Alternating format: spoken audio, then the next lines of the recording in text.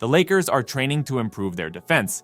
This is an urgent alert for the purple and gold. The Lakers' defense, which was once a stronghold, has faltered, and today we delve into the raw details and numbers that paint the current picture. Let's discuss what went wrong and how the team is planning to turn the tide, especially against the Warriors, who could be our opponents in the play-in. Additionally, we'll talk about Gabe Vincent, who has been doing work on the court, but without contact. So subscribe to the channel to show your support and adjust your volume, because the game is about to begin. At the beginning of the season, the Lakers were bulletproof. A defense that intimidated and dominated. Look at the Lakers' defense in the in-season tournament, for example. They had a defensive rating of 102.4. It undoubtedly contributed a lot to the title. But, ladies and gentlemen, the game changes. The recent games have revealed an uncomfortable truth. Our defensive rating has soared to 115.4 in the regular season. What happened to that defense that made opponents tremble? Let's get to the facts. The strategy was clear, channeling opponents' attacks directly to the arms of our giant Anthony Davis. And it worked well until other teams started hitting shots. And let's be realistic, the Lakers needed another big man to help Anthony Davis and Jackson Hayes. But back to the focus, the Lakers were able to bother opponents' shots, especially with Vanderbilt. But now it seems like the defense is disorganized and unwilling, perhaps due to recent off-court events with Darvin Ham. But now is not the time to point fingers, but to reassess and adjust. So, what comes next? Well, it's time to reignite that fighting spirit, to reinforce what made the Lakers strong. They need to bring back that defense that makes the opponent think twice before entering our paint. It's time to get our hands dirty, get back on the court, and show the league that we are still the same old Lakers. And let's go back to talking about the numbers that are making waves in the Lakers' defense. With a defensive rating that has jumped to 115.4, we are far from the top of the table, where the Boston Celtics stand out with an impressive 110.4. This is a clear indicator that something needs to change.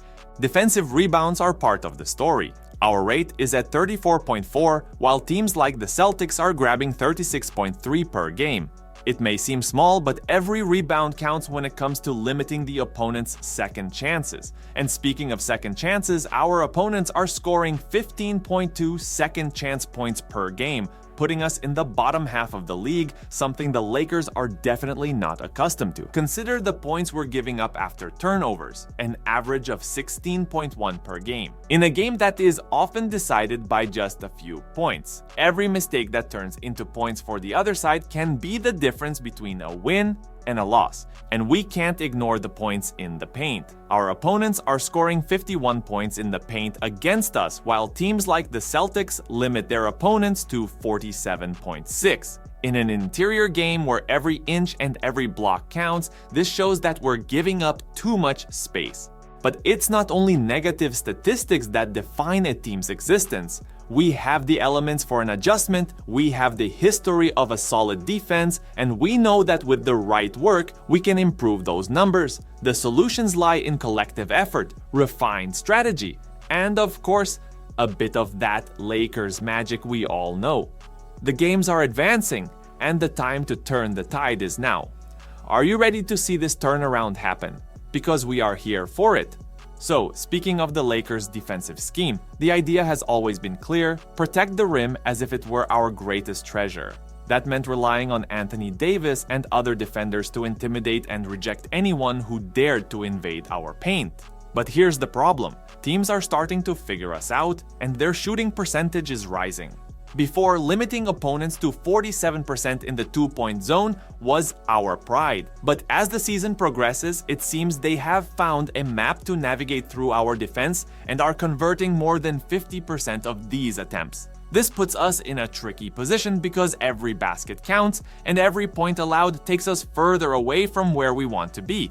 It's a situation that calls for adaptation and innovation. Opposing teams have increased efficiency in mid-range and long-range shooting as well. What does that mean? That the Lakers need to close out on shooters more. We need more pressure on the ball and quick and effective defensive rotations. It's not just a matter of height or wingspan, it's a matter of movement, of always being one step ahead. This is the current challenge facing our team, reinventing our defensive plan without losing our identity. And we're not just talking about technical adjustments, but also that grit and intensity that make opponents think twice before attempting a shot. The ability to change and improve is evident.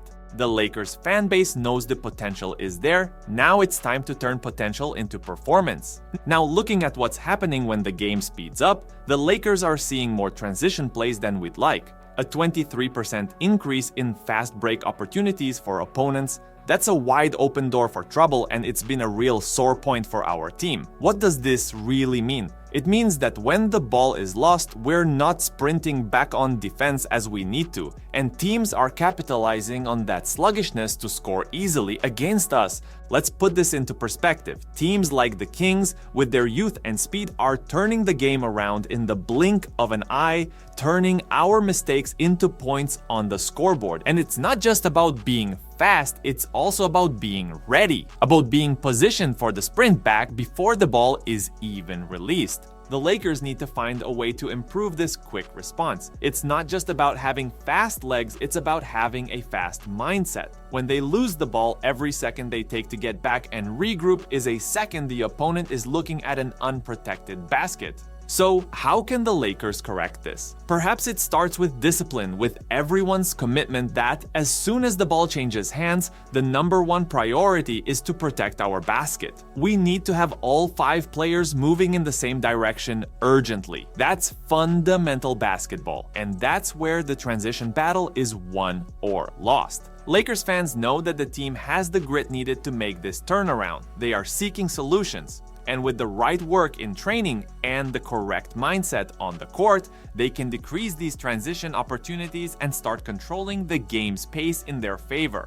We also have to talk about the difficulties the Lakers have faced. Injuries, for example, are the unwanted reality of any sports team. And for the Lakers, it's been like a thorn in the side, especially in our defense. Key players like Jared Vanderbilt and Christian Wood are out, and we miss them in every game, every play, every decisive moment that could turn the game around. Think about it. Offensive rebounds are about gaining more chances, more shots at the basket. When you lose guys who are masters at grabbing those boards, you not only lose points, you lose momentum, control of the game. And that's exactly where we feel the impact of these injuries. Suddenly, the opponent is grabbing rebounds that used to be ours, retaining possession, and draining our game clock. Make no mistake, offensive rebounds are as much about will as they are about skill. Losing players who bring that will to the court, who fight for every ball as if it were the last, is a tough blow. And it's a blow that the Lakers feel on the scoreboard and in our ability to close out games that should be ours. Now we're in this critical phase of the season where every game counts, and having to deal with the absence of players who make that difference in the paint, it's a challenge. But the Lakers aren't ones to shy away from challenges. The next challenge is the Warriors. They could be our opponents in the play-in, so the pressure is on maximum. Looking at the last 2 encounters, we have a tie, a spectacular win that went to overtime, and a recent tough loss. What these games show is that we can't rest for a single second. Now, take a look at the Western Conference, folks. It's a battleground where every game is a test of endurance. Now, if we look at the standings, the scene is competitive like never before. The Lakers, with the experience of having been champions, know that the position in the play-in is tough, but it's only the beginning. The Lakers in particular have shown sparks of brilliance, reminding fans of what they are capable of, and that reminder might come back in the play-in. Perhaps the Lakers need to go through the Warriors in the play-in and play in the playoffs against the Denver Nuggets or perhaps the Thunder. Against the Nuggets, it would be a tough series as they are a very organized team. The Thunder are playing very well, but we know that the energy of the playoffs is different. I'm really excited to see what will happen. Now let's talk about some good news. Gabe Vincent is on his way back after the injury, slowly starting his ball work. This is not just any comeback, it's the return of a player whose perimeter defense and three-point accuracy can be a game changer. Vincent, who came with the reputation of being a solid defensive guard and a long-distance threat, had his season hampered by injuries. But even with few games under his belt, he showed glimpses of the impact he can have. With a shooting percentage of over 50% from three-point range before getting injured, his presence outside the arc can open up the game, giving the Lakers a new dimension on offense. Integrating him back into the rotation won't be without challenges, of course. The issue of physical conditioning and chemistry with the team are crucial, but if there's one thing we know about the Lakers, it's that they are accustomed to adjusting and adapting. And with the postseason approaching, Vincent's ability to defend and stretch the floor may be just what we need to advance. So, we should keep our eyes on the Lakers and cherish every moment. In the NBA, anything can happen, and we're here to see every detail. Now, I want to hear from you. What do you think will happen in the next chapters with the Lakers? Where do you think they can go? What are your predictions for our upcoming games? Leave your ideas and theories in the comments because this conversation is only complete with the participation of each one of you. Before closing, I want to thank everyone for their attention. Every click, every share, and every word of support makes a difference. I hope you subscribe to the channel and continue to follow our content. See you soon.